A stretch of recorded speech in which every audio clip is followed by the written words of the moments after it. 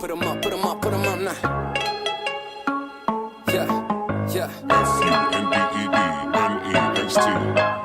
Yeah, yeah. Put 'em up, put 'em up, put 'em up now. Yeah, yeah. F-U-N-D-E-D-M-E-X-T. Yeah, yeah, yeah.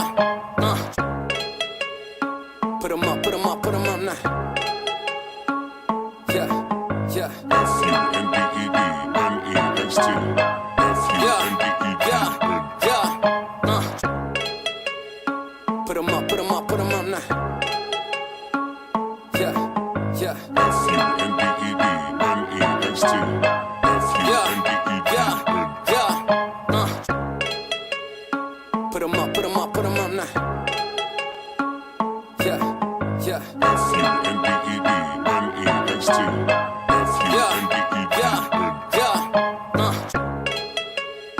Put 'em up, put 'em up, put 'em up now. Yeah, yeah. F-U-N-D-E-D-M-E-X-T. Yeah, yeah, yeah. Put 'em up, put 'em up, put 'em up now. Yeah, yeah. F-U-N-D-E-D-M-E-X-T. Yeah, yeah, yeah. Put 'em up, put 'em up, put 'em up now. Yeah, yeah. F-U-N-D-E-D-M-E-X-T. Yeah, yeah, yeah. Put 'em up, put 'em up, put 'em up now. Yeah, yeah. F-U-N-D-E-D-M-E-X-T. Yeah, yeah, yeah. Put 'em up, put 'em up, put 'em up now. Yeah, yeah. F-U-N-D-E-D-M-E-X-T. Yeah, yeah, yeah. Put 'em up, put 'em up, put 'em up now. Yeah, yeah. F-U-N-D-E-D-M-E-X-T. Yeah, yeah, yeah. Put 'em up, put 'em up, put 'em up now. Yeah, yeah. F-U-N-D-E-D-M-E-X-T. Yeah, yeah, yeah. Put 'em up, put 'em up, put 'em up now. Yeah, yeah. F-U-N-D-E-D-M-E-X-T. Yeah, yeah, yeah. Put 'em up, put 'em up, put 'em up now. Yeah, yeah. F-U-N-D-E-D-M-E-X-T. Yeah, yeah, yeah. Put 'em up, put 'em up, put 'em up now. Yeah, yeah. F-U-N-D-E-D-M-E-X-T. Yeah, yeah, yeah. Put 'em up, put 'em up, put 'em up now. Yeah, yeah. F-U-N-D-E-D-M-E-X-T. Yeah,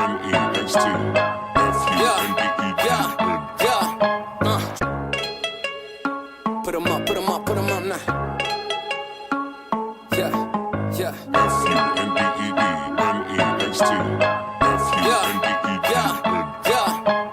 Put 'em up, put 'em up, put 'em up now.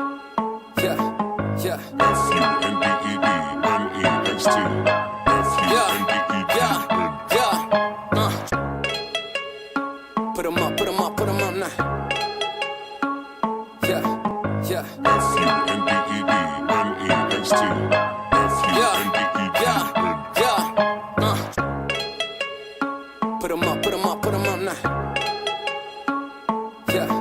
yeah. F-U-N-D-E-D-M-E-X-T. Yeah, yeah, yeah. Put 'em up, put 'em up, put 'em up now. Yeah, yeah. F-U-N-D-E-D-M-E-X-T. Yeah, yeah, yeah. Put 'em up, put 'em up, put 'em up now. Yeah, yeah. F-U-N-D-E-D-M-E-X-T.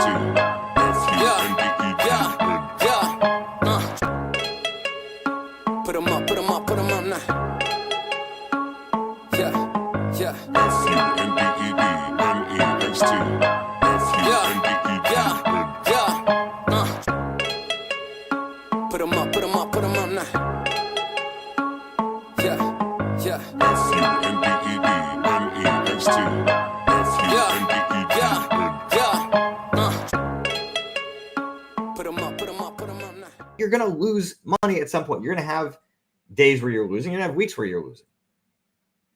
How well can you minimize the damage there? Not from not taking the right trades, but from taking the right trades and eating the losses, understanding that those are a business expense to your trading operation. So that becomes the real challenge here. All right. And that suck less phrase is one that I like, because it's just simple. We're not trying to be perfect. We're not trying to be measurably significantly better. We're just trying to be a little. You make things too easy on yourself. You're not really giving yourself the opportunity to get stronger. And trading demands strength. There are many opportunities to find that point to suck a little bit less.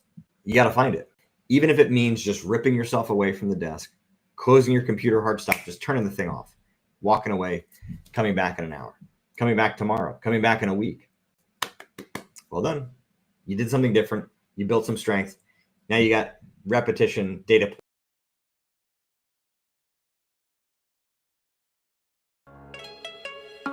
Put 'em up, put 'em up, put 'em up now. Yeah. FUMBEDMEXT.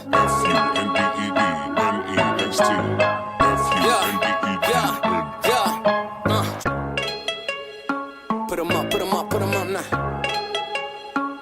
Yeah. FUMBEDMEXT.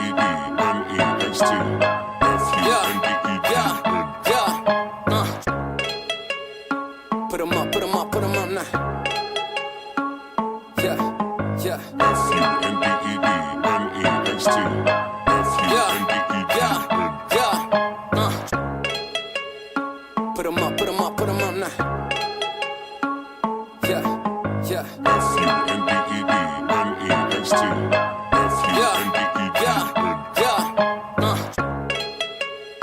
Put 'em up, put 'em up, put 'em up now. Yeah. FUMBEDMEXT. Put 'em up, put 'em up, put 'em up now. Yeah. FUMBEDMEXT. Put 'em up, put 'em up, put 'em up now. Yeah. FUMBEDMEXT.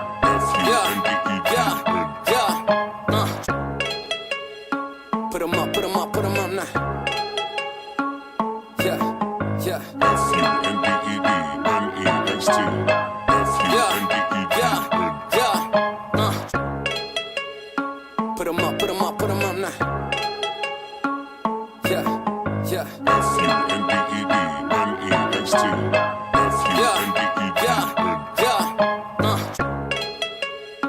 Put 'em up, put 'em up, put 'em up now. Yeah. You're going to lose money at some point. You're going to have days where you're losing. You're going to have weeks where you're losing. How well can you minimize the damage there? Not from not taking the right trades, but from taking the right trades and eating the losses, understanding that those are a business expense to your trading operation. So that becomes the real challenge here.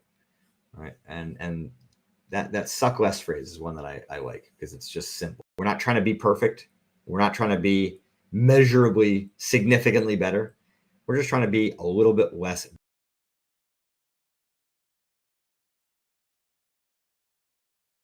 You make things too easy on yourself. You're not really giving yourself the opportunity to get stronger. And trading demands strength.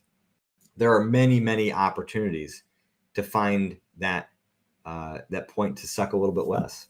You got to find it, even if it means just ripping yourself away from the desk, closing your computer hard stop, just turning the thing off, walking away, coming back in an hour, coming back tomorrow, coming back in a week. Well done. You did something different. You built some strength. Now you got repetition.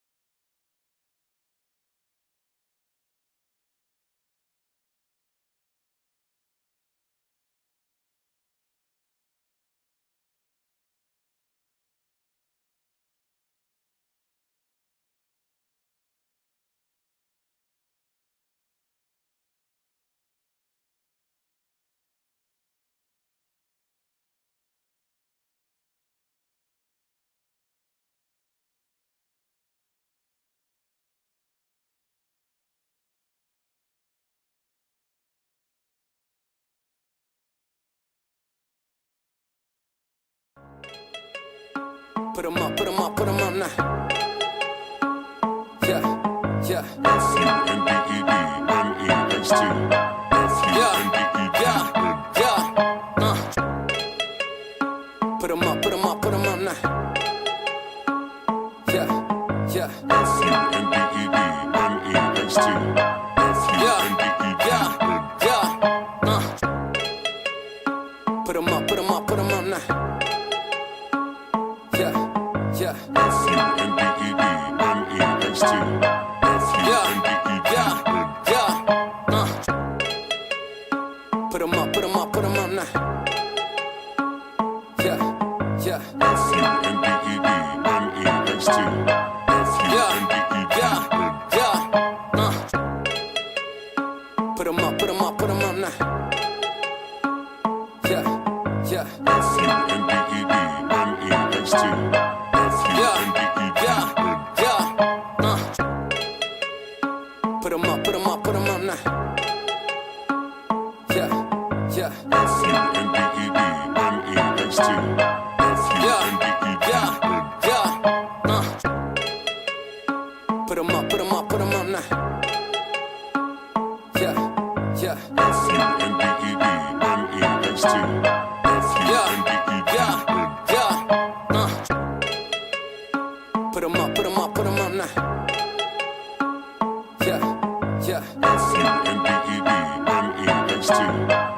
Yeah, yeah, yeah. Put 'em up, put 'em up, put 'em up now.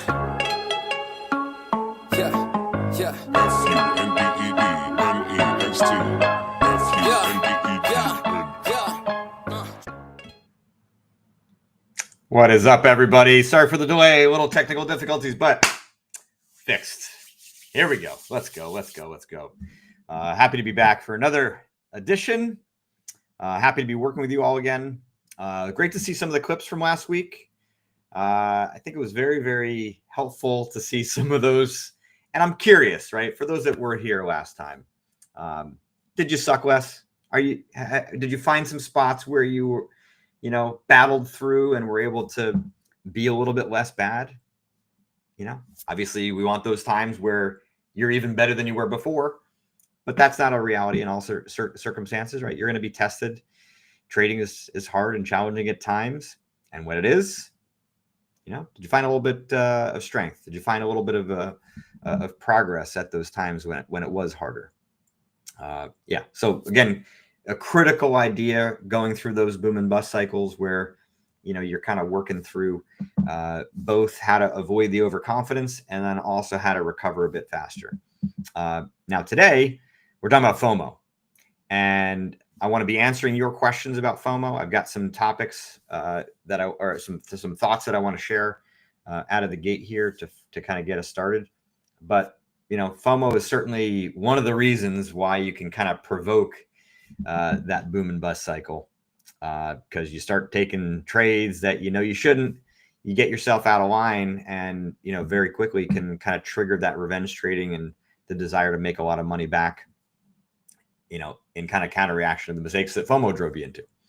So, but before we dive too deep, I'm curious, how are you all doing? I see a bunch of comments coming in here, which is great. Happy to see such enthusiasm, doing here. So, yeah, how everybody doing? What's the latest? All right, Kunal, awesome. Well, we're gonna get to your questions very shortly, and you can absolutely kind of throw them in there right now as we get rolling here. So, welcome to all of you. All right, FOMO. One of those topics that I think is wildly misunderstood, and if you kind of misdiagnose a physical illness, right? Like you go to a doctor, he says you've got the flu, and it turns out you've got something that's, not viral. It's more bacterial, right? I mean, the treatment is only going to be as effective as the diagnosis. And when we're dealing with FOMO, many of you get the diagnosis significantly wrong, because you see your desire to make money in that moment as being clearly based out of some fear of missing out. But is it always about fear? I would argue it's not.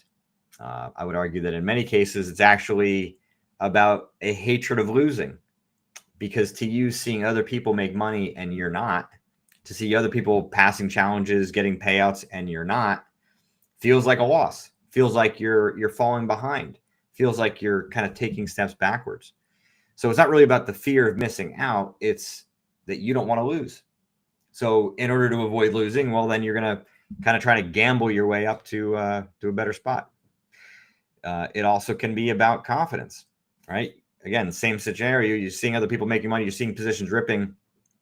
To make sure that you continue to have conviction, have confidence in your ability, well, you got to be able to take these kinds of trades. You got to be able to make money when everybody else is making money. If you're not, well, what does that say about you? Maybe you're not as good of a trader as you think, hope, or wish you were.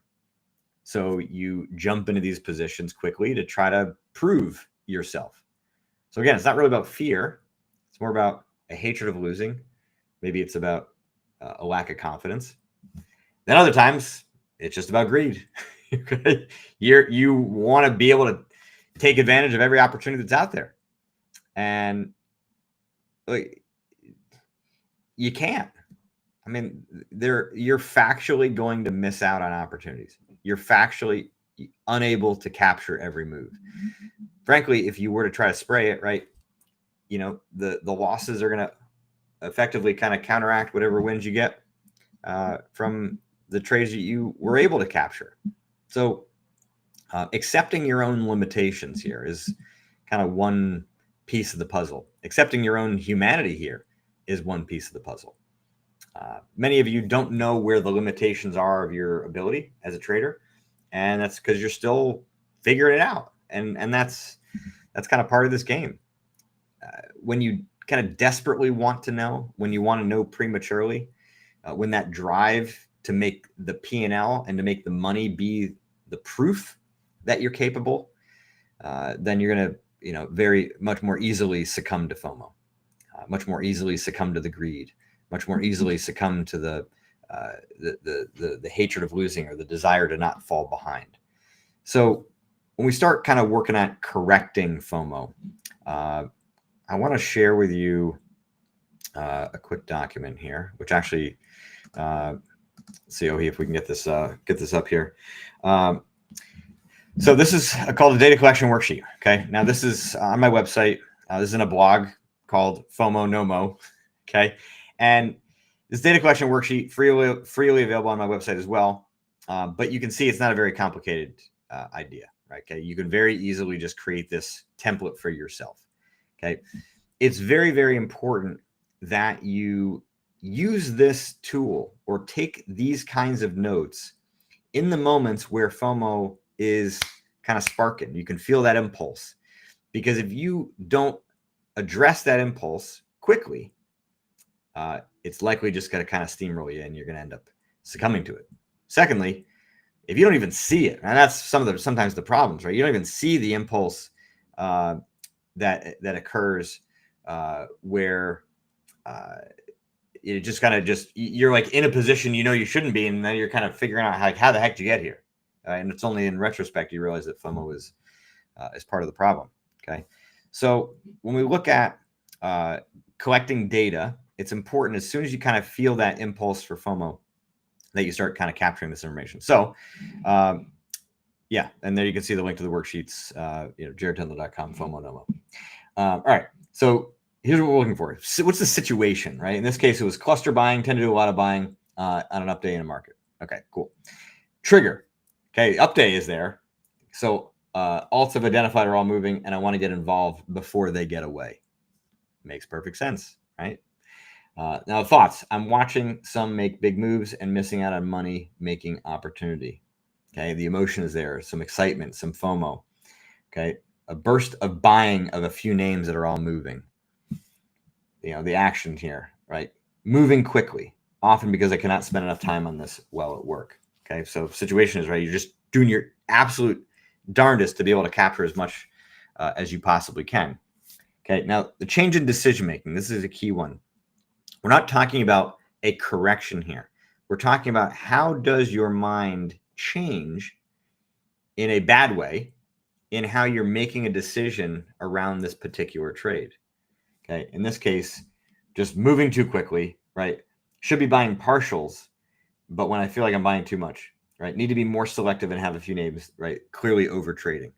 Okay. And then the last piece here, change in perception, right? Market is moving. I should be participating really at this time to ring the register with partials. Okay. So by gathering up this information in real time, you actually create a little bit of governance against that impulse, right? Because a lot of times the emotion just kind of comes at such speed, it's hard to kind of take a step back and realize that you've been just kind of, kind of caught up and swept up in it. And it just kind of carries you into these trades that are problematic.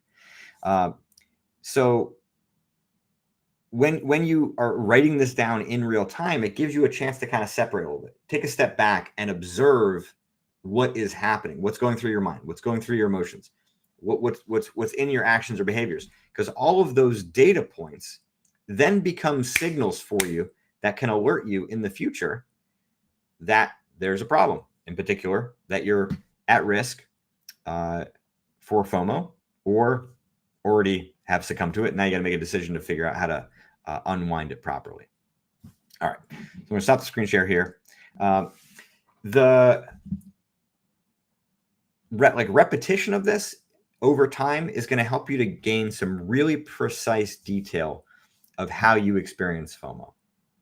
Okay, and many of you have an idea, but the ideas aren't really what we're after here. We need some precision. You got to have some specific detail to know that you are about to make a mistake. Because just like in trading, right, it's not good enough to know in hindsight that you could have taken advantage of that opportunity. You could have made money in that trade. You have to know in foresight, right? You got to be able to have the foresight and the vision to see where the opportunities are and take them. So to have the vision to see that you are at risk of jumping into a trade out of FOMO is powerful. And it just takes a little bit of effort using that worksheet to start to build your vision. No different than what you do in trading, right? Building the vision you have to see opportunities and to make money in the market. This is building the vision for yourself to see opportunities to not do something dumb, right? To not get sucked into FOMO. All right, one last point here. But again, I want you all to be thinking about how you experience FOMO. And I want to talk through some of these examples. So post in the chat. I want to hear directly from you. How does FOMO affect you? And let's see if we can come up with a variety of different solutions, right, beyond the data collection worksheet. The data collection worksheet is really just the beginning of you building the vision for your pattern, for how FOMO shows up for you. The next step after that is like coming up with a distinct correction that you're going to say to yourself in those moments, whether it is, again, addressing the anger, whether it's addressing the lack of confidence, whether it's addressing the greed, or yes, there are legitimate versions of FOMO where you are truly fearing missing out. Now, I'd say they're rare, but they do exist. By and large, they happen to a lot of my clients who have other jobs. And like they only have maybe 1 or 2 setups a day. They're just kind of pulled in many different directions. They're not necessarily in front of the screens all the time. They've got alerts set, but they don't always kind of get you in time. You know, you might be in a meeting, on a call, and just like you are going to factually miss out on the rare opportunities that you have. And so there's kind of an urgency to kind of make something happen. Like there genuinely is a fear of missing out on those opportunities today. And so being able to kind of truly accept the limitations of where you are in your trading career, that you're just not going to be able to take all of them, right? And that's okay. That's not going to be the cause of your own demise, right? The cause of your own demise is going to be taking the negative EV trades, taking the bad trades, the trades with no edge long-term, trying to ensure that you're not missing out on something when the thing you're going to miss out on is the success that you're after.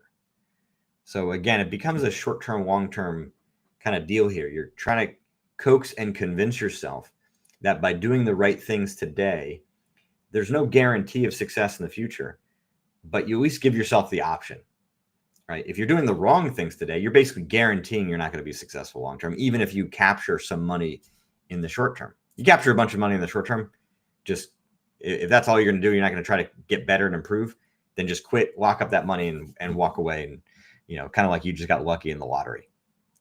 But if you're actually going to try to be successful long-term, which I know all of you are here to do, then you have to fully embrace the realities of that the long-term matters a lot more. And just getting some money today does not create any more of a guarantee of your future success. What creates more of a guarantee of future success is the quality of your execution, your ability to recognize those impulses of FOMO, your ability to avoid making those mistakes, to recognize that your goal really is more of a long-term one. In the short term, your discipline, your precision, your ability to follow your rules is far more important to your long-term success. All right, so rant over. Now I want to hear from you. Now I want to hear what again your experiences are with FOMO, and let's see if we can kind of crack through some of the variety of things that are occurring for you all. So, all right, Ohi, what do we got? Trying to beat mental deadlines. Look, there's a lot of pressure out there sometimes, right? And so sometimes FOMO is the reason that you kind of jump in prematurely. But like, where do those mental deadlines come from? I would say in general, you're just guessing, wishing, hoping that you can achieve your results in a certain period of time. But you've just made them up, basically. You've made at best, an estimate. The reality is that a lot of traders are overconfident. And overconfidence can be blinding, and overconfidence can be particularly blinding when it comes to setting time frames with which you're expecting to be successful. And so if you've got this kind of arbitrary time frame, and maybe it's because you have a certain amount of money saved up that's going to allow you to, focus diligently on becoming successful, it's still arbitrary. You have no idea how long it's going to take you to be successful, how long it's going to take you to really develop the skills to be a long-term profitable trader. You're basing it off of how much money you have. That doesn't make sense, right? So again, the arbitrary deadlines with which you all may be setting here, and this is a common problem here, is not the right way to set deadlines. If you're going to set a deadline, it's a deadline for giving yourself a window of opportunity to see how much you can learn and see how good you can become, knowing full well that, maybe you have to go back and get a second job, or maybe you have to continue to work that second or third job in the near term. Okay.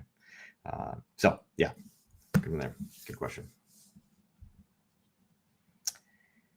All right. The way my edge is structured is purely mathematical and exact. So I know if there is a trade or not. It can be subject to FOMO.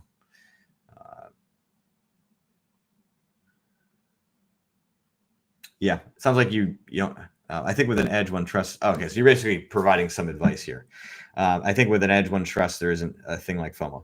So you're actually making an argument that I've heard for north of a decade here, including in poker, which is if you have a mathematical approach to trading, to poker, that you can remove the human element from the game.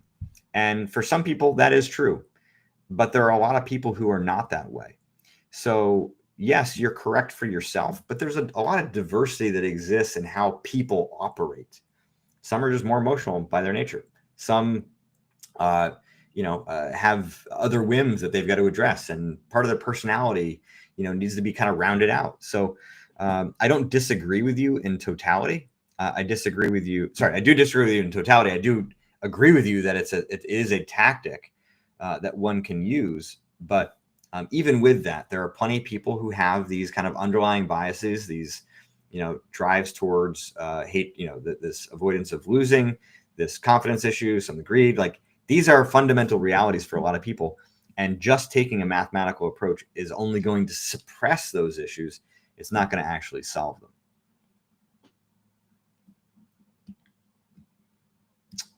Okay. Second question. Can one be totally free from FOMO? Because I totally don't see me fearing missing out, except for not being on the chart when my wife gives a trade. Yes, you can be totally free of FOMO, just like you can totally be free of revenge trading. Can you be totally free of emotional reactions? Probably not. Because at some level, at the highest level, some of those emotional reactions can be another way in which you experience intuition, right? Some feelings of greed for more experienced traders is actually an indicator for them. Okay, I'm not saying this again, blanket statement, take this with a grain of salt, or take this with a bit of caution. That little sign of greed can be an indication that there actually is a bigger opportunity here. That they only get kind of excited in that way when there actually is. Most of you all get excited when there actually is an opportunity, and you're kind of hoping, wishing that it is, and you can make a lot more money. So it becomes a little bit the opposite. But yes, you can be totally free of FOMO. You can be totally free of the big emotional reactions that cause problems or errors in your execution or violations in your rules and discipline. It takes a little bit of work. Data collection worksheet, right? Kind of the beginning of that. Beginning to understand precisely what's going on in your mind, okay? When you kind of fear missing out when you've not been on the charts. So we've got kind of a bit more of an understanding as to why that's occurring in that moment for you.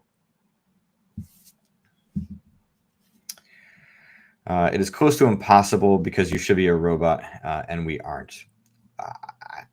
I believe there's a, I mean, I've not worked in warehouses. I've not worked in manufacturing plants, but I understand that robots require a decent amount of maintenance as well. So, I mean, they're not perfect, man. I mean, we attempt and try to make them as, as robotic as possible, but they require maintenance. So, that's a reality for people as well, right? The imperfections that exist are a reality for us and for machines. So it's not impossible. It just requires a little bit of work, requires a little bit of a change in perspective on how you are approaching the mental game, right? As I've talked in previous sessions, right? We look at the signals that you're experiencing, right? In this case, we're mostly talking about FOMO, and we're using that to figure out what's going on beneath the surface, right? Just like you would say, all right, well, I've got a fever, I've got the chills, my throat's dry, right? We look at the symptoms of what's going on, and you go to the doctor and they do some tests and whatever, you kind of figure out what's the cause, right? You're walking down the street, you're experiencing pain in your leg. What's the cause, right? Could be as simple as, you got some tight muscles from a hard workout the other day, or it could be evidence that there's a strain and you're going to need, some additional rehab. But the point is, mentally and emotionally, we tend not to do those things because it seems obvious. I just don't feel that way. Don't think that way. Here's what you're supposed to be. Be robotic, be numb. And that's easier said than done. And even if you can do it, are you actually achieving the outcomes that we want, which is greater clarity, greater focus and precision in how you're approaching the markets? If you're suppressing those underlying biases and flaws and wishes in the back of your mind, I think you're vulnerable to making mistakes at some point in the future. So yeah. All right, Brendan. FOMO due to impatience, where I open the chart and enter the market before completing all of my pre-market checks. So that's a very, very common example where here you are just kind of excited to start the day. Okay. And so that FOMO is maybe not really FOMO. Maybe it's just an intense desire to make money quickly, or to, get swept up in the action, right? You're kind of an adrenaline junkie. You want to kind of get in the mix, right? The amusement park is open. You're hopping on the first ride, right? So it's sort of less of a fear of missing out and more of your inability to kind of curb that excitement and that euphoria. And again, I think we have to kind of look beneath the surface to understand, well, what would be driving that excitement and euphoria? Some of it might be just the wish that you can make quick money, being too P&L, too results, too money driven, right? Because let's just say hypothetically, you knew that today was going to be a losing day. Take all the right trades. There was no hesitation, no impatience, no FOMO. You took all the right trades. They all failed. You lost money. How excited would you be to trade that day? Right? Obviously not very much. You know the outcome. So I suspect that part of the reason that you're allowing yourself to get so excited is because the opportunity, the wish, the hope, the dream is to make a bunch of money today. And so being more pragmatic at the start of the trading day, that your job is more about your execution and less about making money today, right? Take good trades. That's you doing your job. So kind of slowing down that impatience, slowing down that urgency and intensity, again, is less of an exercise in correcting FOMO and more an exercise in understanding what you have control of and what your focus needs to be during the trading day. And yeah, you're just kind of getting ahead of yourself there. All right, what's the biggest FOMO mistake you've seen from funded traders, and how can new traders avoid it? Because it was one of the issues why I blew my account when I self-analyzed. I would say it's especially kind of that drive to get that first payout, and or if you get your first payout, then it's the drive to get the next one. And same thing as I was just saying, the situation changes your mind from continuing to do what you know is correct, continuing to trade the right way, to focusing more on the money, right? And missing out on the opportunities that can help you to do that. So if we look at it from a slightly, kind of deeper lens, I'd say that your confidence gets too attached to the idea of being a funded trader, and you want to do everything in your power to preserve it. And the only way you think to do that is by making more money, versus having your confidence be more aligned with your execution. So it's definitely a challenge. There's no doubt, but that's definitely the biggest thing I've seen from funded traders. All right, how do you find that balance between confident and overconfident? Great question. It's less of a balance and more of the awareness, right? So we go back to that data collection worksheet. You can do the exact same thing for the small indicators of overconfidence. How do you know that you're becoming overconfident, right? And if you can spot those early warning signs. So I would argue that the second that you start expecting what you think is going to happen, right? So you're expecting this trade to pay out, you're expecting to make money today, and it's because you've made money the last few days. You're kind of overly optimistic. It's less about being optimistic and more about like assuming today is going to work out, pay out, etc. There's a bit of a desire to want to share your results. You start focusing more on the money. You start, having the idea that, it doesn't, I don't need to have all of the parameters, the criteria for my entry to checked off. I know which way the market's going. I might as well get in. I don't want to miss my opportunity. So there are plenty of indicators. There's plenty of warning signs that tell you that you become overconfident. And once you recognize that you dial yourself back down, because confidence, when it's most stable, is connected to truth, right? It's connected to the truth of what your abilities are. And when you're getting overconfident, you're assuming that you're more capable than you are. In a very simple way is what's going to happen, but you're not a freaking psychic. You do not know what is going to happen. You can have high probabilistic understanding, but not actually have the ability to know what's going to happen, right? So confidence is most stable when you're dealing with the truth of your experience, your knowledge, right? The strength in your strategy.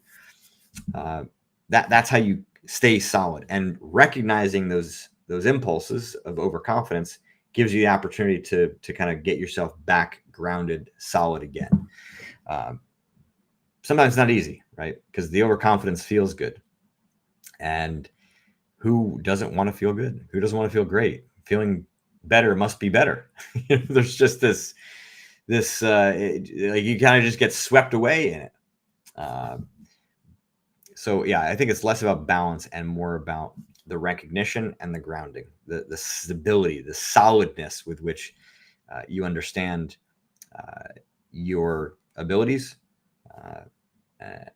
and yeah, not getting swept up in it. Where does my FOMO truly stem from?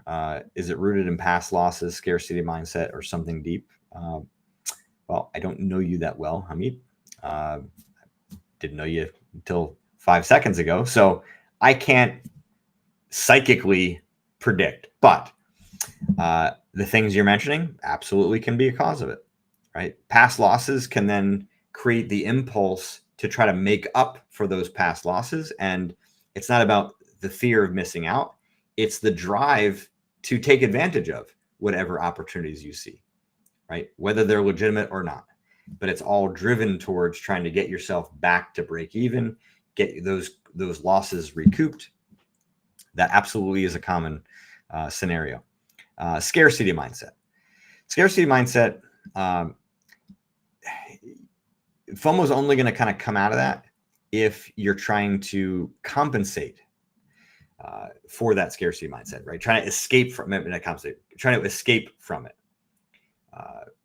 You can sense that you're kind of being governed, being held back, not worthy of more money, not worthy of success, etc. And so then how do you kind of break out of that? FOMO can be the driver. Now, it's not the right way to do that. I would say the right way to do that is to really understand the nature of your scarcity mindset and prove why it is flawed, prove why it is incomplete. And then you'll have an opportunity to, kind of break through that ceiling. But again, that's more of a conscious effort.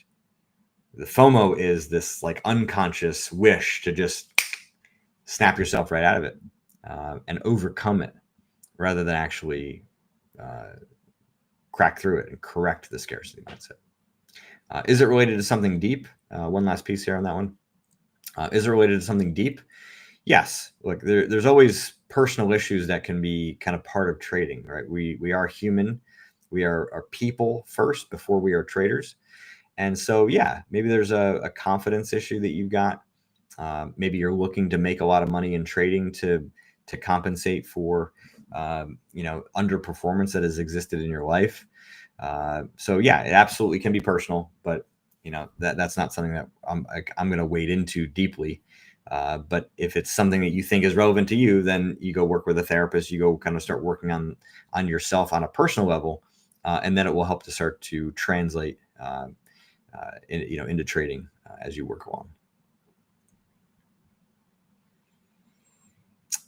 All right. What's the best way to stay grounded when FOMO kicks in and it feels like the market is leaving you behind? Well, look, we got to look at that second part. Like, it feels like the market is leaving you behind. What does that actually mean? Right? That's your perception in the moment, as if you're, driving in a car and, a bunch of people just like zoom past you. It's a very in the moment, temporary reality, right? The reality is that they're going to have to stop for gas, right? They're going to have to pull off the road because they're tired. And as long as you, stay focused and continue to take the opportunities that you have, well, then, you'll either catch up or go past them or what. It doesn't totally matter, right? In terms of the comparison. But the point is, you're seeing the situation in too small of a way and not seeing the bigger picture. That is, there will be other opportunities in the future. If you take the wrong opportunities today, well, then you're going to be more likely to take the wrong opportunities in the future, right? The habit creates the momentum of itself. If you're able to stay on the right road today, then you're going to be ready and capable of taking the right opportunities when they come along in the future. So it's a flawed perspective to think that the market is leaving you behind. It is just your perception in the moment that makes you feel that way, right? But your perception is flawed for the reasons I've described.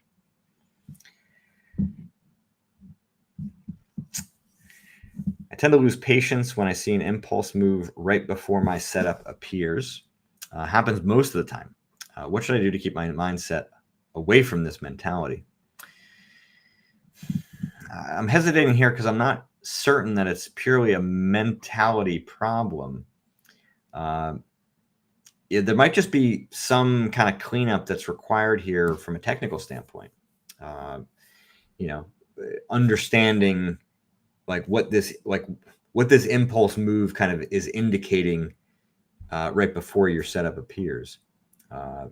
And maybe you'll never know. Maybe it's just kind of firmly understanding that that's the pattern. But we have to treat trading first and foremost as a technical and strategic exercise.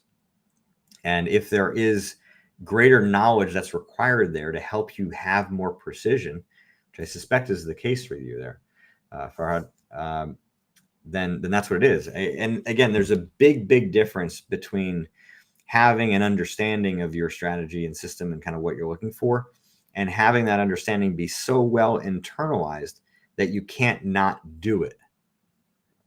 Right? That's a level of training, right? Training, not trading. That's a level of training that just makes your vision so much more automatic, so much more clear. And yes, it takes a lot more time than traders realize to get to that point. So I suspect that you might be making a classic error here and assuming that there's a mental issue here when it's probably actually more of a learning issue. And you just need more reps to like really understand the situation at a deep level, not just at a kind of a comprehension level, so yeah.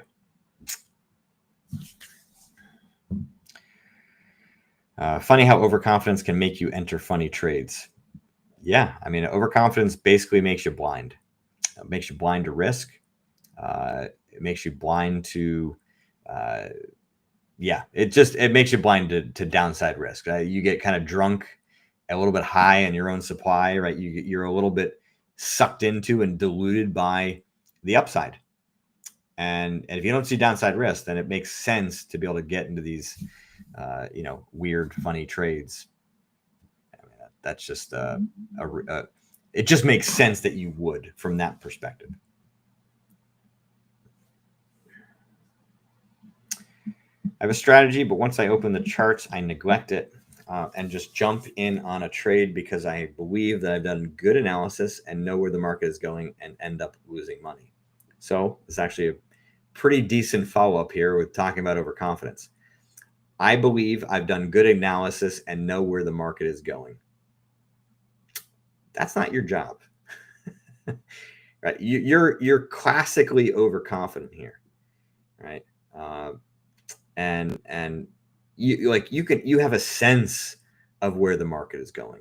You have a probabilistic bet about where the market is going, but that bet is only going to pay off if you get into an opportunity that's going to be able to capitalize on that move with a higher probability, because you can get shaken out, right, in the near term by getting in too soon, right? Getting early is the same as being wrong in many instances.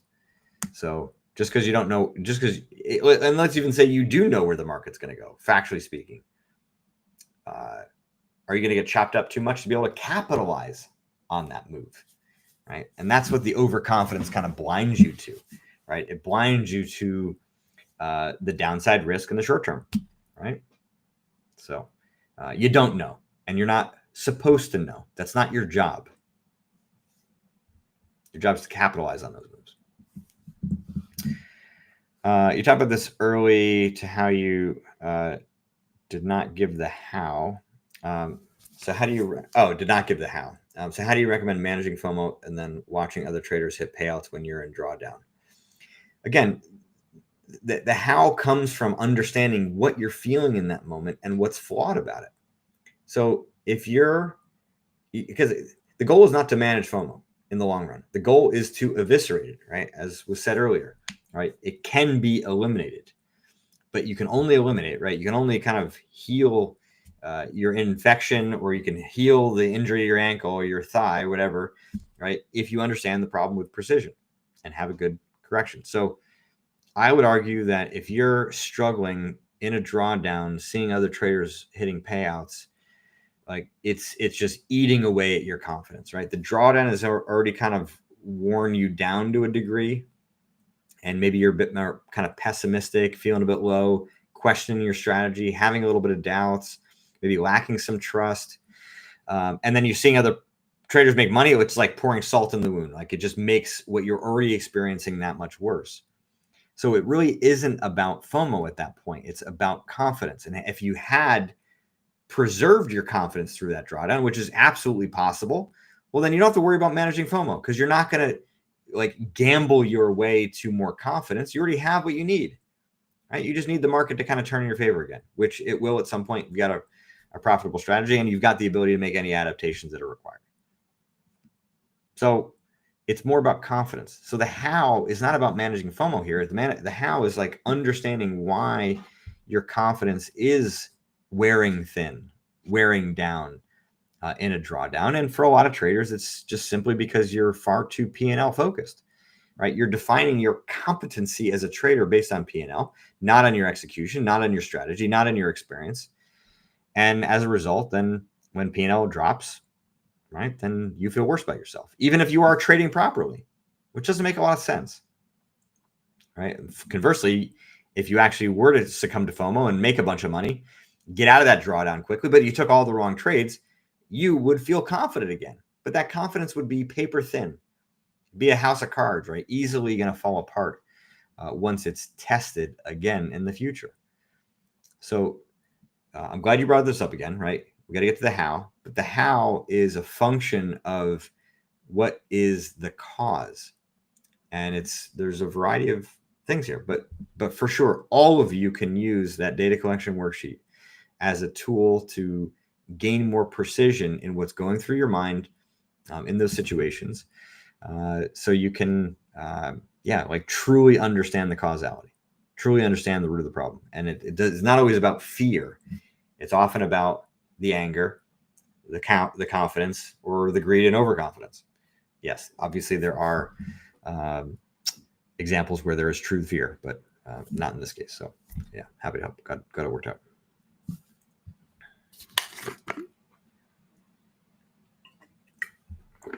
All right. See this banner here going again. Share your thoughts on the session. I know it's been pinned in the chat. So please, I would love to hear. I know we all would love to hear what you're getting out of the session. And in particular, what specifically is helping you. We'd love to hear your thoughts. So please do that. The problems that come with FOMO, for me, I would say the person doesn't have a particular entry style. Okay. So you're talking about, you're kind of giving some advice to the person that was mentioned earlier. Or was up here already.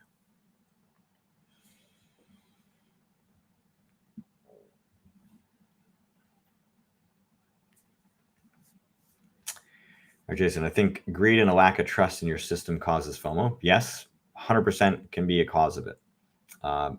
Those are two very different things, though. They can be related, right? So if you have a lack of trust, the greed, right, can be your way of kind of building trust. Why? Because you prioritize money as a way of proving the system, which is not entirely wrong. It's just wrong usually in the time frame, right? In the data set, the sample size, right? Get kind of wide enough, well then, yeah, that greed and that drive towards greed is not wrong. But so like if you're lacking trust in your system, is that legitimate? Or is it because recent results? Sometimes there's not necessarily always great clarity on exactly why that lack of trust is there, but you're right. They both can be a cause of FOMO.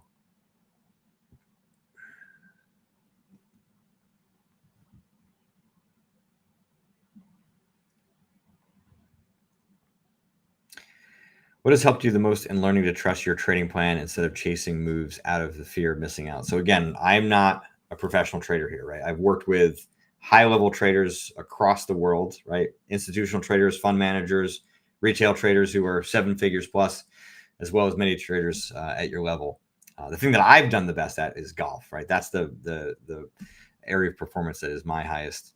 And FOMO doesn't show up in golf as much, but certainly if you see other players are going deep and playing well, it might encourage others to try to, aim at flags and be a bit more disciplined, or be a little bit more undisciplined, trying to kind of make up for it. So yeah, I think at the end of the day, the more trust you have in your trading plan, the more belief you have in your trading plan, and the more knowledge you have of it, right? The easier it is to avoid chasing moves, provided that you don't have those those internal flaws, biases, wishes, illusions that are kind of coloring your perception of what's going on in the market, or coloring your perception of your own trading plan in those moments. So objectively speaking, it's sort of easier said than done, but those underlying flaws, biases, wishes, illusions, right, can make things challenging for sure.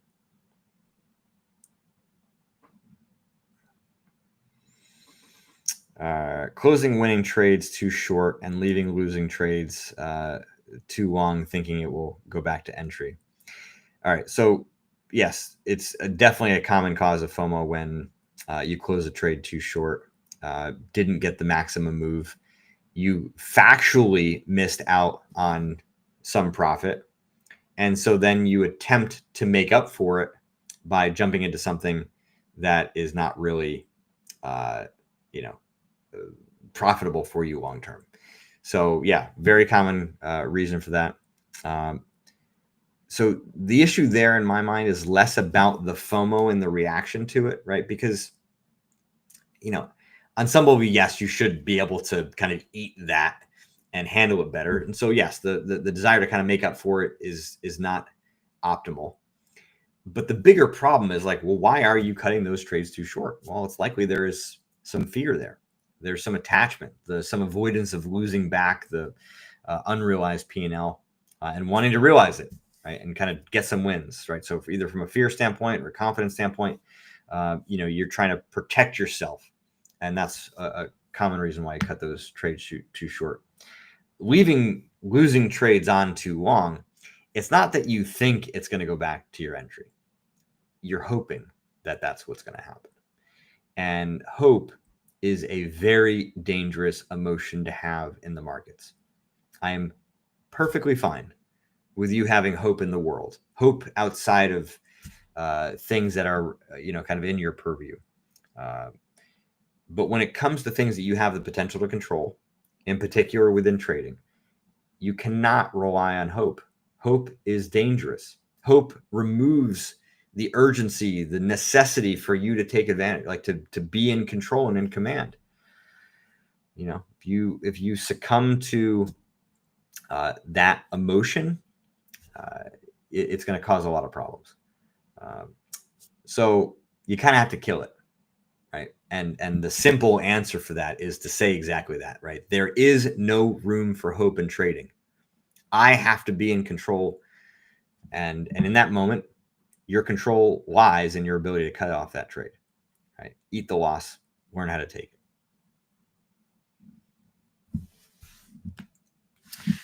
Do you think it's a strategy problem? I held a trade over 3 days long just because I wanted to be disciplined and hold till TP price moves towards my way, but at the end it reversed and took me out. I can't analyze that in a vacuum. I don't have enough information to know what your strategy is. If you're a day trader and you're holding something for 3 days, yes, that's a problem. 3-day hold time is, verging you towards swing trading. But if it's part of your rules, and that is okay, well then you've defined the rules. I mean, you define the game and how you're going to play it based on what's most profitable for you. Okay, you did it because you were trying to be disciplined. I think there are better ways of developing discipline, because now you're talking about holding a trade well beyond the time frame, I'm assuming, that you normally would. So what are you actually gaining there? I get on some level you're learning to kind of tolerate those ups and downs and whatever, but like,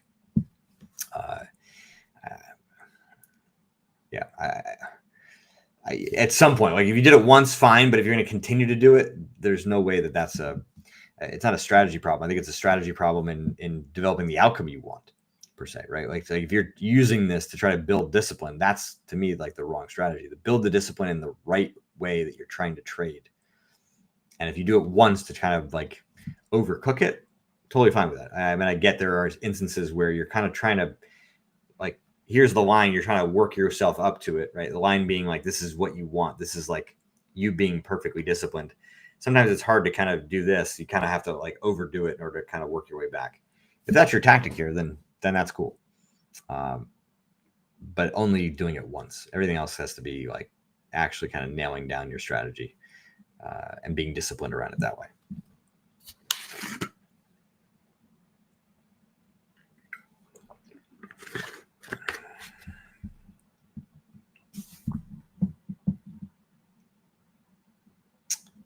How to make clear edges for FOMO. I'm not entirely sure what you mean by that.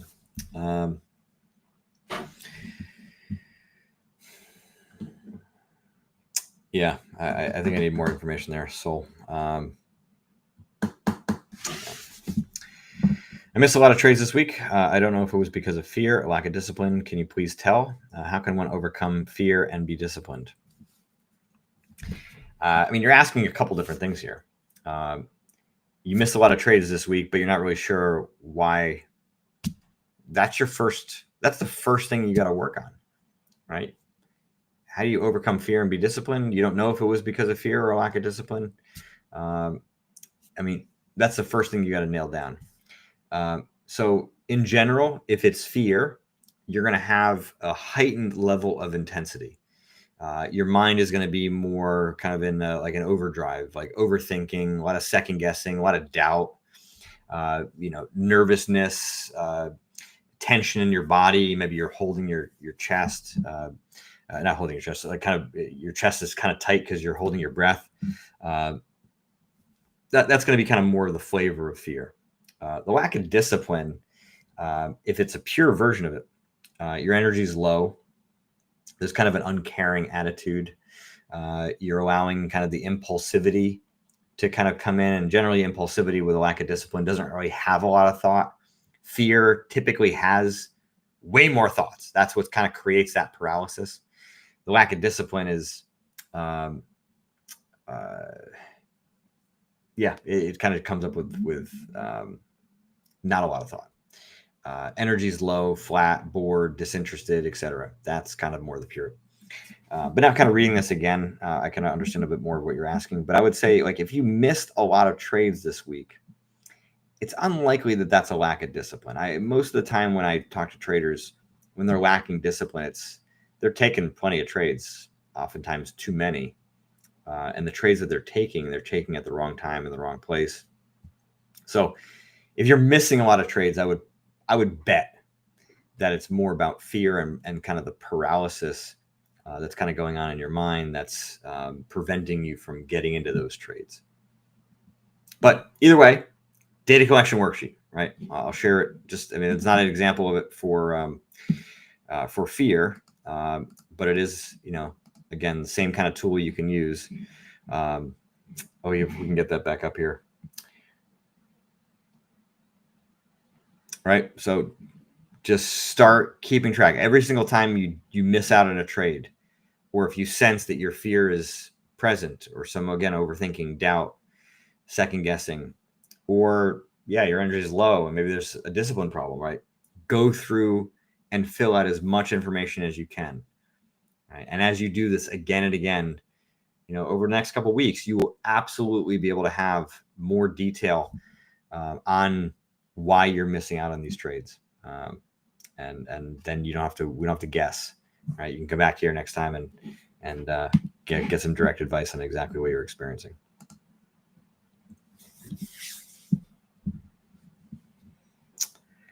Honestly, I would save up this video before I begin every week and would watch it. Awesome. Well, add it to the Google Doc that's pinned to the here. We want to hear it, not just in these comments, but also in there. So, we can kind of have a firm record of the value of this session. But happy to hear that. Very excited.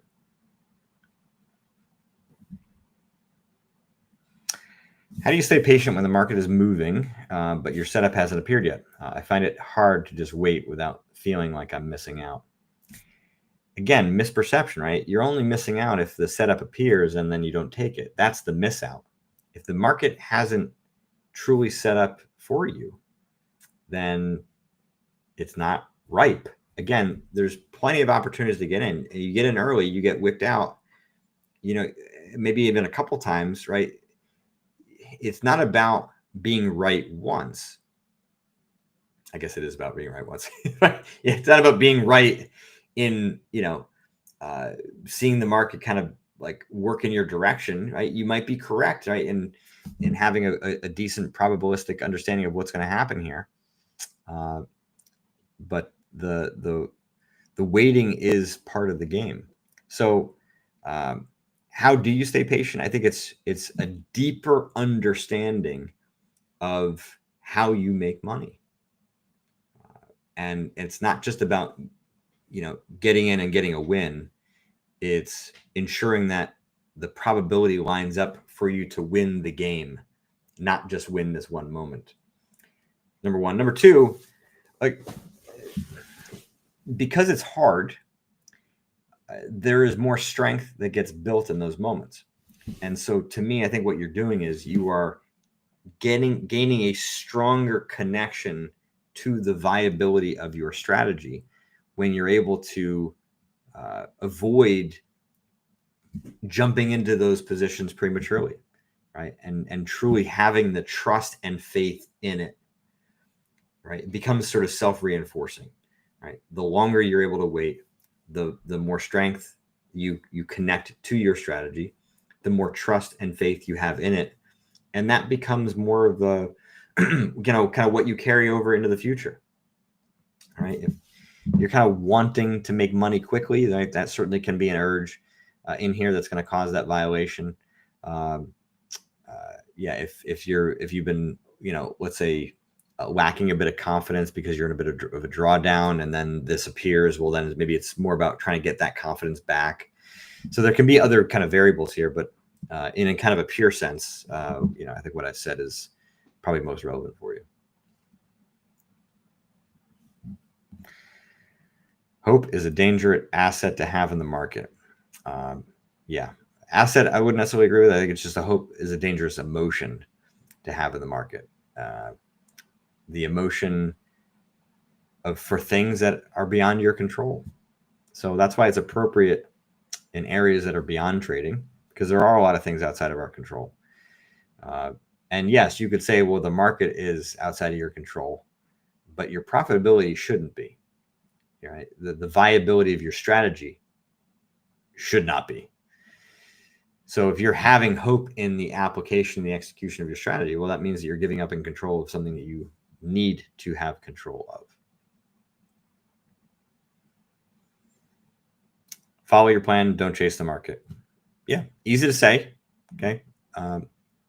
But if you can't stop yourself from chasing, then that tells you that there's something that you're not understanding, right? Something is missing in what's causing that, right? The why behind the chase. It could be related to FOMO, right? I think we've talked about it today. It could be related to a lack of confidence. It could be related to making up for past losses. It could be related to some revenge. So what the causality is the important thing to figure out here. If that following that advice is not as easily said than done.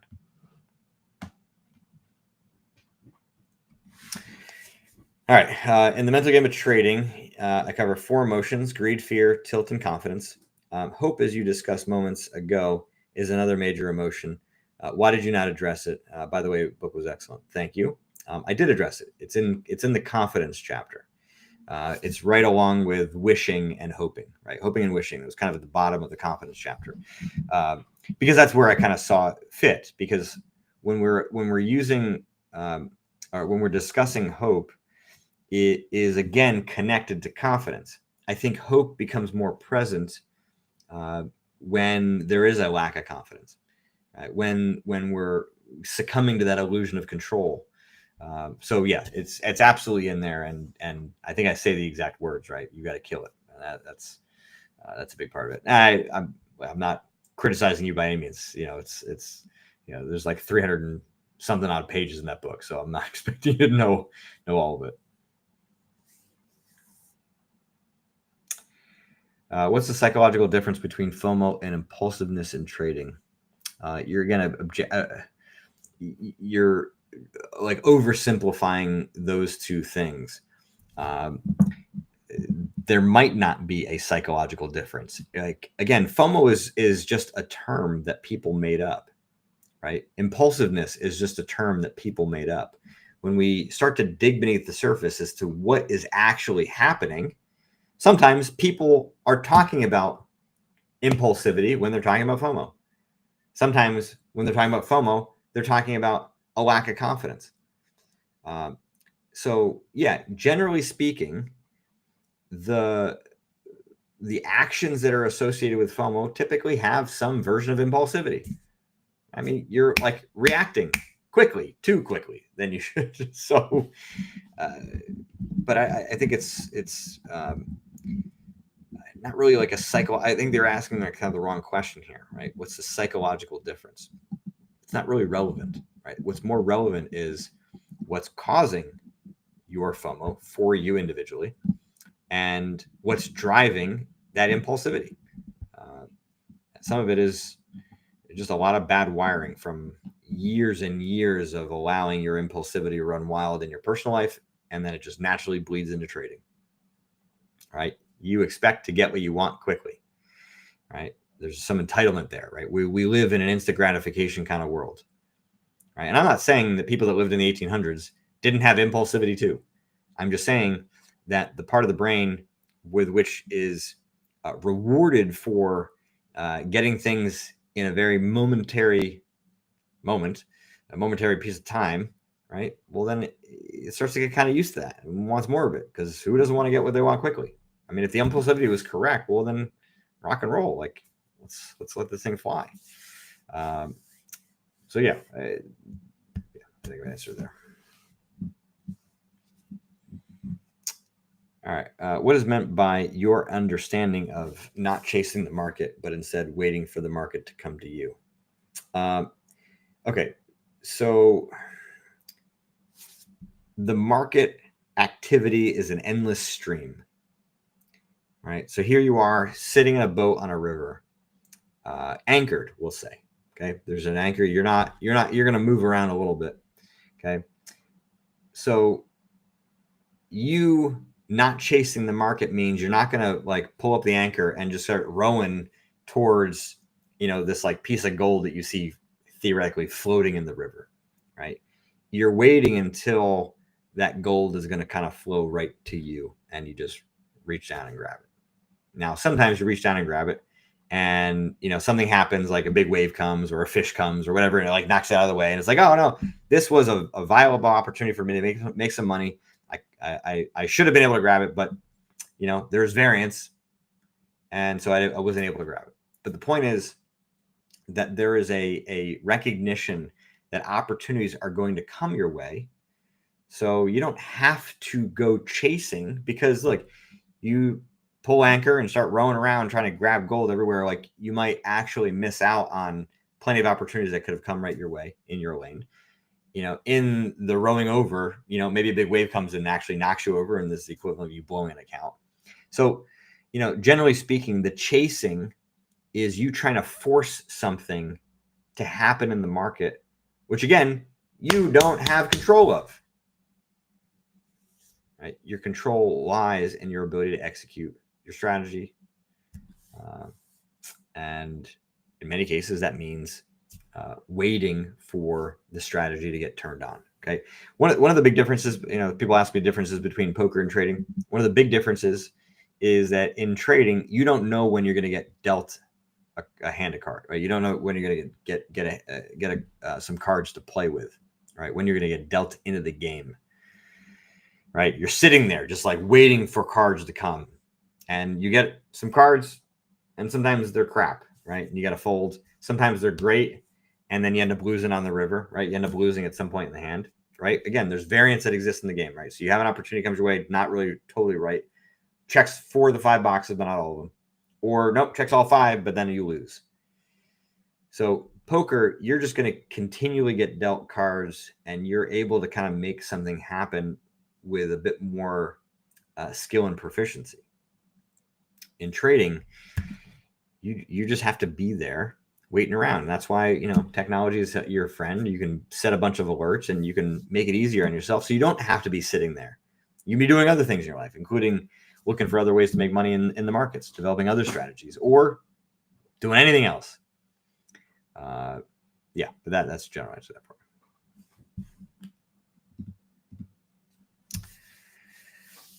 It's not about getting in and getting a win. It's ensuring the probability lines up to win the game, not just this one moment. Yeah, I think a wise man once said that. Well said there.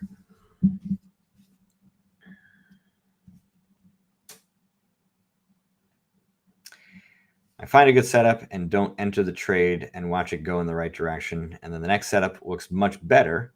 Enter the trade and lose money. What should you do? Take both trades. You're trying to game the system here, right? Thinking that you know which trade is going to turn out in which direction.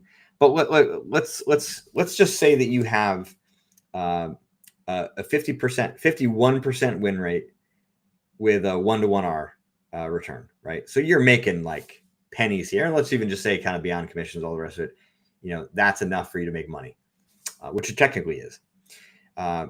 You're very close to just flipping a coin. Okay. So you're basically saying, well, I'm not going to flip this time because maybe it's going to be heads and I'm betting on tails. You don't freaking know. And you think that you do in hindsight. Like, oh, every time I enter, I lose money.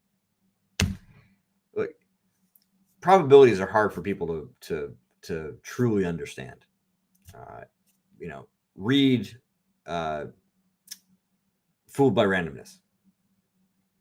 Phenomenal book. Read Trading in the Zone. Also phenomenal book to help get you firmly oriented around the probabilistic nature of this game. It's way different than many of you realize. But again, you have to be kind of thinking about things from that standpoint. And people want to try to have control of probability. You can't, right? You can increase probability by increasing your edge, by tapping into, next level of performance, right? You're not like a slot machine with a built-in edge. You're a human slot machine that has an edge that can vary from wildly profitable to not. So here you are trying to game the system. You're trying to guess whether the coin's going to flip heads or tails. That is not the game you should be playing. The game you should be playing is see an opportunity that aligns with my edge, take it, hammer it, and close it when you can, right? And that's your job, and as many as you can. Right? There's 100 of those in a month. Take all 100 and see where the chips land, because the odds are at that point, right, the probability is going to line in your favor. But again, poker provides us some good illustrations of probability. The World Series of Poker main event just finished up. Okay, $10 million to Michael Mizrahi, who's a tremendous player. But in general, right, I've heard the nature of that tournament be described as to in order to win the tournament, you basically have to flip a coin and have it turn up heads 20 times in a row. Okay, now just for those that don't know, the World Series of Poker main event, biggest poker tournament in the world in terms of prize pool, one of the biggest tournaments in the world in terms of player pool. I think this year there was like 9,200 players, right? One buy-in. 9,200 players competing for $10 million first prize. To work through that, like a 9-day tournament, you got to flip a coin 20 times, have it turn up heads 20 times in a row to win that tournament. Point is, right, like the distribution of a 50-50 edge can be way wildly different than, many of you think. You flip a coin 100 times in a row. I would actually argue the odds that it lands 50, it's 50-50 is probably pretty low, right? Sample size is really small. I'm sure there's some software you can run, some probability calculators out there. There certainly is one in poker where you can truly kind of understand the distribution of your edge, right? So if you're trying to game the system here and try to beat the odds, that's not how you beat the odds, is by breaking the odds of your strategy. You beat the odds by becoming a profitable trader, by developing an edge and hammering away at it as much as you possibly can.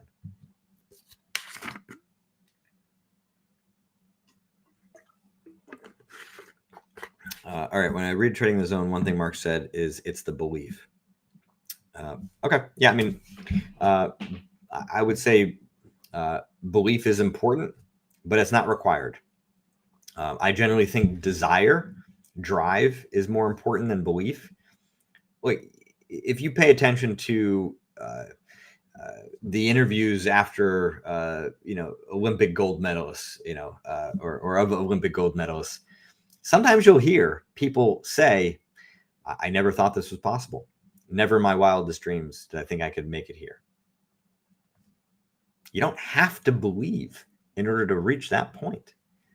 You just have to want it and be willing to do the work and maintain the drive through the ups and downs, because it's not a straight shot. If it's a straight shot, you're not really developing the hardiness that's going to allow you to be there long term. All right. The challenges, that's where the hardness comes from.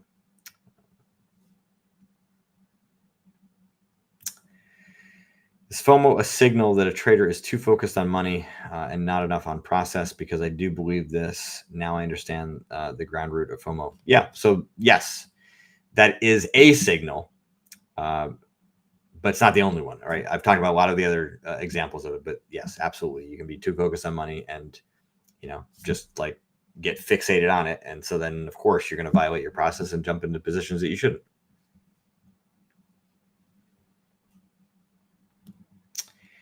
Do you work with highly experienced traders? If so, what are the common problems they encounter? Yes, right. I work with traders who are been around for 15 to 30 years, who are making between 7 to 9 figures a year. What are the common problems they encounter? A lot of the same stuff that you all are. Now, tend to be on smaller scale, obviously less impactful from a P&L profitability standpoint, but they are still impactful. I mean, I remember having some conversations with a handful of these traders after 2020, a banner year for some, right? Some of the best years that they had ever had. And so overconfidence was a big problem for them in the following year. Now, they were still making pretty good money, but the overconfidence was some self-inflicted wounds that were reducing their profitability. So yeah, there's a degree of precision that they have. And I would say that the biggest difference between the highly experienced traders that I work with and, let's say just you all as a group, is their willingness and diligence to figure out every single flaw, correct every single flaw, technically, mentally, emotionally, physically. Like, they are athletes in a sense, driven for precision, and they're willing to do whatever it takes to fix anything that is limiting their profitability, anything that is limiting their ability. So yeah, secondary bit of advice there for you.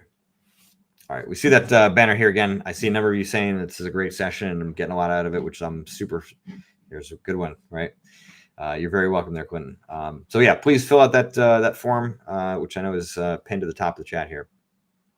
Yeah, you're very welcome. Happy to hear you're enjoying it. Yeah, got another 15 minutes here left before we wrap up. So yeah, let's get your questions in. At this point, we've talked a lot about FOMO. I'm happy to answer any of the questions around FOMO, but we do not have to make it exclusively to that. So happy to answer any other questions. And here's one. All right, blew my own, I'm assuming your own account because of anger issues after waiting for a trade to hit your profit target, after waiting for days only to get stopped out and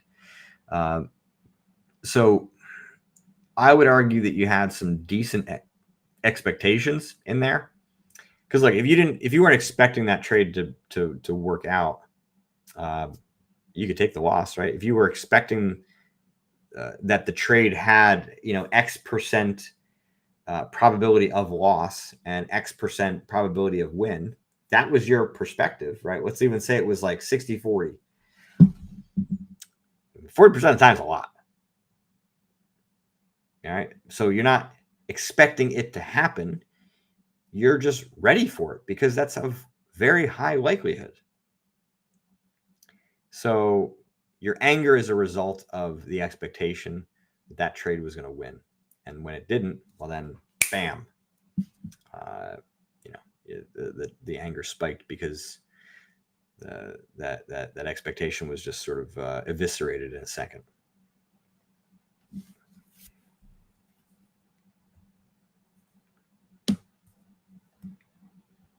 I'm from the U.S.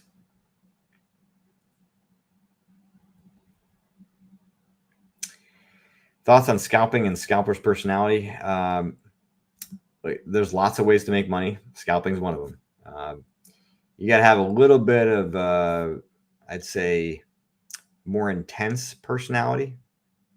Not across the board, but generally speaking, the traders that I've worked with that are really good scalpers are that way. Just their kind of baseline level of intensity is just a little bit higher than most. And so, especially if you're going to do it for a long period of time, you're going to scalp for an hour. Like, I think almost anybody could do that. I'm not saying easily. I'm just saying that you could develop the skills to do that. But if you're going to be a scalper for a long period of time, taking hundreds of trades a day, you got to have the ability to just dive in deep, be hyper focused, and be really diligent around, kind of what you're looking for. High trust and belief in your strategy, a willingness just to kind of keep hammering away, and a high ability to move on, right? Lost trades, right? You cannot, look, your scalping generally means your edges are pretty small. And so it's the high frequency with which makes you successful. If you let losses run too long, they can really be a significant cause of problems. So, the ability to move on from losses is a big priority. I beat the odds by getting better and improving daily on my process. Damn straight. That's exactly right. And really what you're talking about beating the odds, you're not beating the probabilities. You're stacking the probabilities in your favor. You're beating the odds of success in the industry. That's just to clarify the point for those that might be thinking that they're somehow able to beat the odds in the probability game. You can't. You're just slanting them in your favor.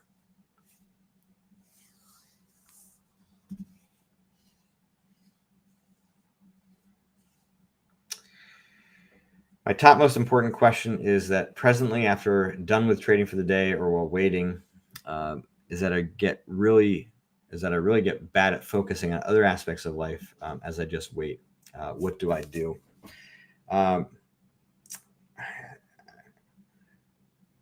curious why that's a problem. Now, if you have trouble kind of moving on with trading after the end of the day, that I get. But while waiting for a trade, it's hard to focus on other aspects of life.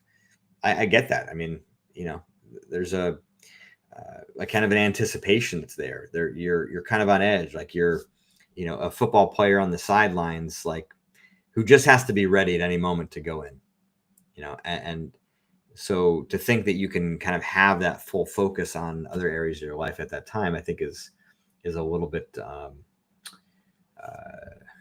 misguided. But if you're having trouble moving on with trading at the end of the day, well, then that makes perfect sense. And generally speaking, you got to look at kind of what you're continuing to think about. If you're hung up on the losses, you're hung up on the wins, if you're hung up on your mistakes, right, it's going to be indicative of some underlying flaw that's not necessarily allowing you to move on. Sometimes it's just simply that there's more for you to learn. Generally speaking, doing a bunch of writing at the end of the trading day to grade your performance, to examine any emotions that are kind of present, whether they be excitement and euphoria from some wins, whether it be some frustration, whether it be some FOMO, right? You just write more about those emotions and get them out. Write about the lessons and the learnings, the mistakes, the improvements. Get those out. And then at the end of that journaling session, whether it was 3 minutes, whether it was 10 minutes, draw a line in the sand for your mind saying, all right, I'm done. Trading day is over. I'm now free to move on with my life. And if at that point you are not letting yourself kind of go and you're continuing to think about things that you've already written about, maybe there's some perfectionism in there. Maybe there's some lack of confidence in there.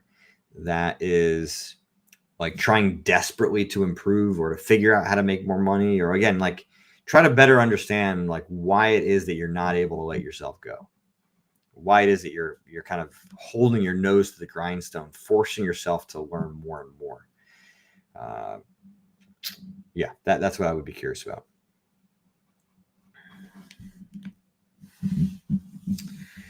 Thanks, Jared. To you, this year I'm going to travel the Amalfi Coast with a nice Vespa. Well, why I'm curious why you're not inviting me if I'm responsible for that. No, congrats, kudos to you. That's awesome. I appreciate that very much. Certainly aim to. I mean, I'm not necessarily the best, but I aim to be the best for you if I can. Awesome. I'm very happy to hear that. And again, for all you, just if you haven't already, please fill out that form linked in the description.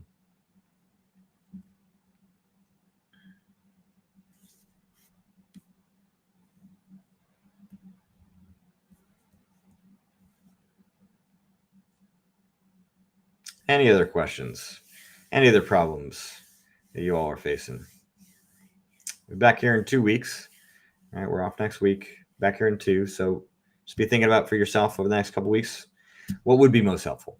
What points of improvement do you need to make here beyond what we've already talked about? Of course, anyone can be a good trader if they put in the necessary work. My question is that can an experienced psychologist be a good trader? I mean, if your first point is true, then your second point must be also. So yeah, I mean, could I be could I be a good trader? Absolutely. Except I don't love it. And I don't put my time and energy into things that I don't love. I love this work. I love playing golf. I love my family, my friends. Obviously, there are other things too. Yeah, I'm interested in the markets for sure. I certainly wouldn't be working with traders if that was not the case. I do and dabble a little bit of trading here. But for me to be successful, for me to truly be as successful as I want, and it's not just monetarily, it's about how that time and energy fits in with the rest of my life. It's got to be something that I love to do. Otherwise, I'm not going to be very good. And then the opportunity cost is there.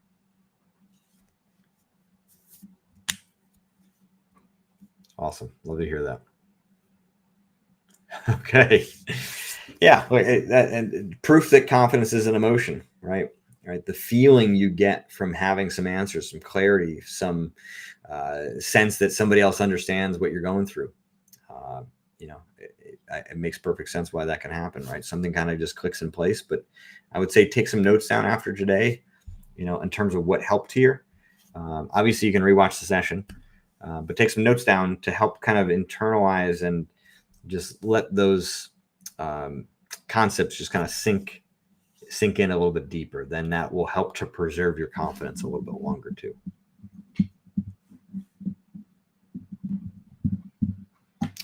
Overcoming FOMO is like ignoring your ex late night texts. Both challenging, but both equally important.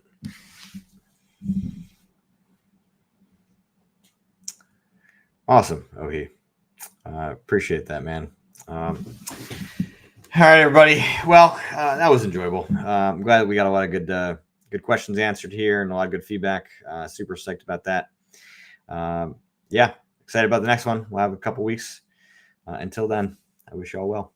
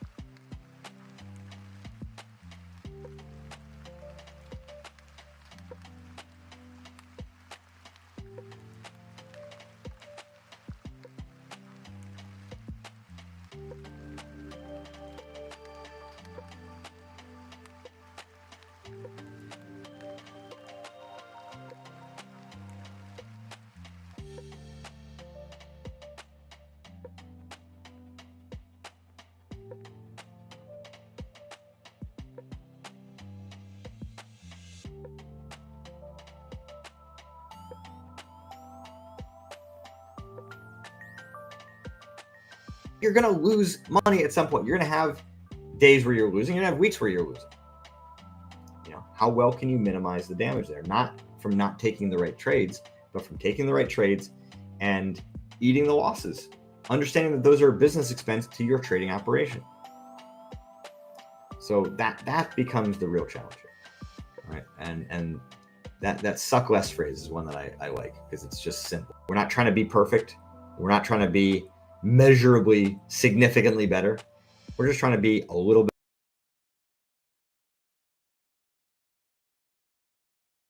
You make things too easy on yourself. You're not really giving yourself the opportunity to get stronger. And trading demands strength. There are many opportunities to find that point to suck a little bit less.